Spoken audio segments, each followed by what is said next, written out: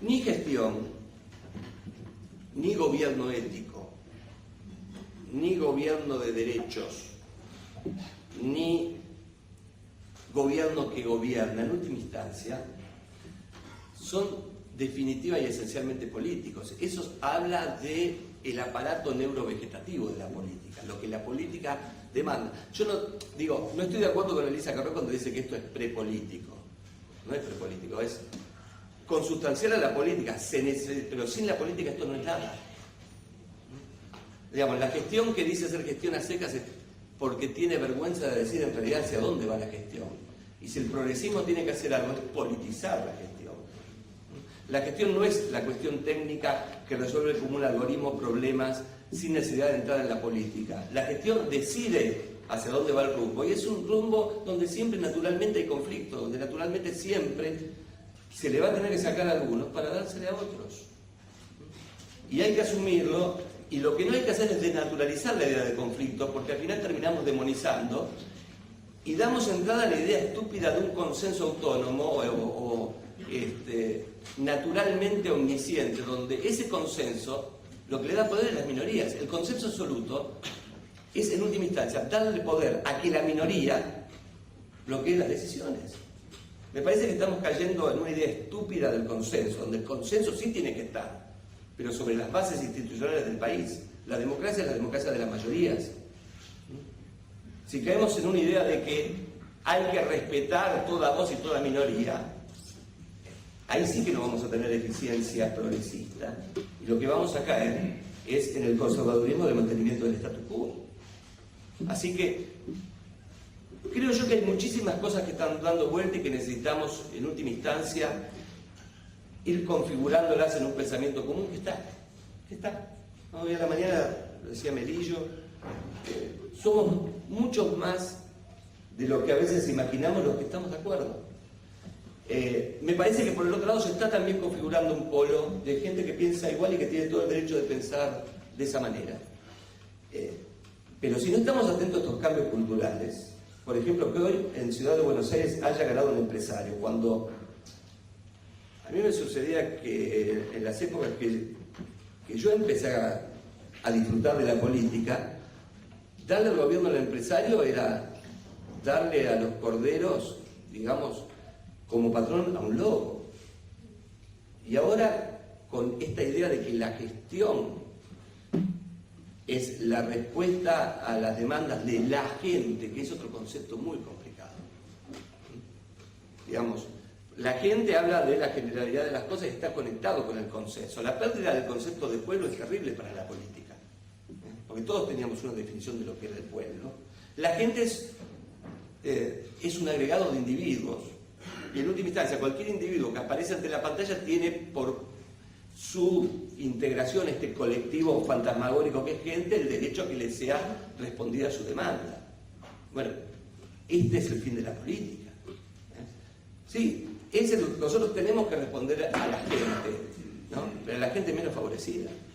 Nosotros tenemos que, como progresistas, responder a la gente común. Y en última instancia, en esto también hay una tarea de discusión y de pedagogía. Digamos, la gente común se configura, hay que organizarla. No puede surgir de sus propias demandas. Tiene que ser una etapa de deliberación y de pedagogía común. Y me parece que esto es toda la tarea que tenemos por delante, en un contexto, digo, ¿por qué tan favorable?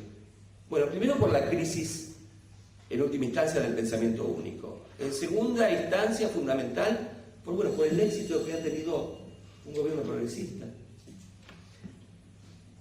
Y en tercer lugar, me parece que esta cuestión de haber salido de la crisis continua, de esta terrible montaña rusa en la que ha caído la Argentina a partir del año 30 o antes, y la posibilidad de pensar un poco en términos de mediano y largo plazo, como hoy estamos haciendo aquí, abre la oportunidad de generar una nueva identidad, que es lo que necesita también el progresismo. No esas identidades agarradas, no existe más, pero sí esa dulce solidaridad que me parece que todos compartimos los que estamos aquí. Y que así sea, pueda ser desarrollada y institucionalizada en una fuerza política, que es lo que necesitamos. Muchas gracias.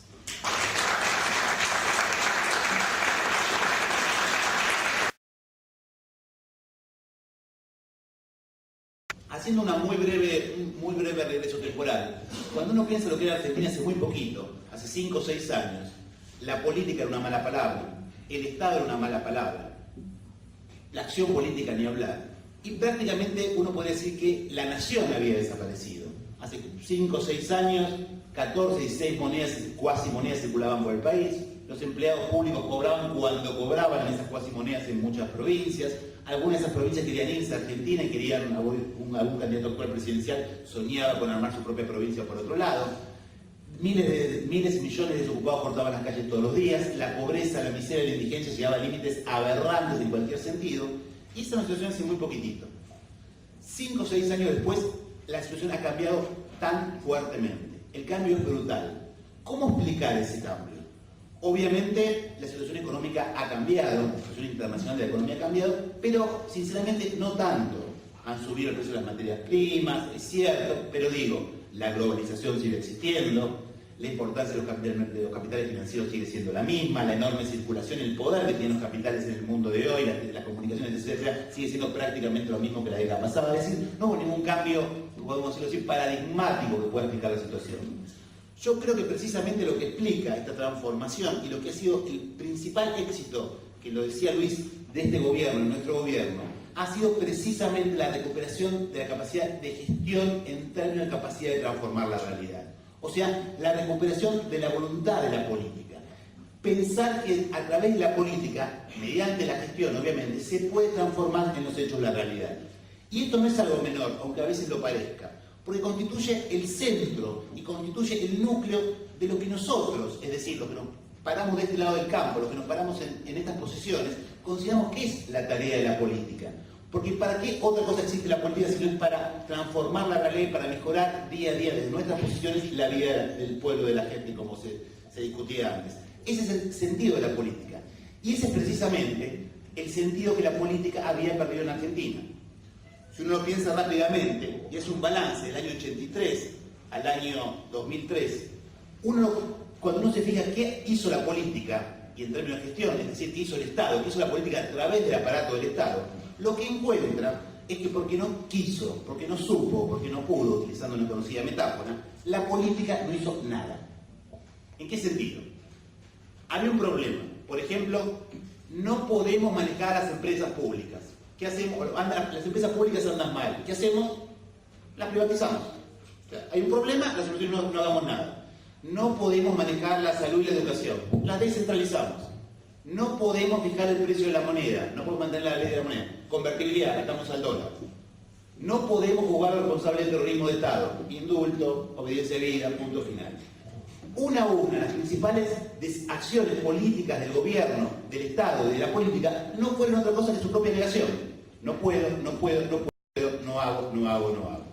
Esta permanente inacción, que obviamente fue interesada, ya lo dijo un autor, que Luis recuerda una charla que tuvimos en común, Ludolfo Paramio, que dijo, si en América Latina no hubiera existido el neoliberalismo, hubiera sido preciso inventarlo. ¿Por qué? Porque tomó el neoliberalismo como una enorme excusa para no hacer nada. ¿Qué mejor que, si hay problemas, no pueden manejar empresas públicas, poder privatizarlas? Y a la vez enriquecerse enormemente con la corrupción que eso significó. ¿Qué mejor que, si me cuesta regular los mercados, si me cuesta regular la economía, dejar de regularlo y por lo tanto beneficiar en millones y millones de dólares a esas mismas empresas y enriquecerse ellos mismos con lo mismo? ¿Qué quiero decir con esto? Que precisamente la política, los 17 años que continuaron al restablecimiento de la democracia, lo que hizo fue precisamente su propia negación. Con lo cual, cuando se llega a ese derrumbe, cuando se llega al 2001, que reaparece la política, y la política reaparece con mucha claridad, también utilizando parte de lo que decía Luis recién, ¿no? En el 2001, ¿qué fue lo llamativo, lo interesante? Que volvió algo que no estaba en la política. Hasta ahí era la gente, qué sé yo, qué sé cuánto. En ese momento volvió el pueblo, con sus limitaciones, como un sujeto, como un actor colectivo, pero apareció un actor colectivo que intervino en la realidad y echó gobiernos, actuó, asamblea, gente, Plaza de Mayo, acción. Ese retorno de la política expresaba con claridad el fracaso de la política anterior.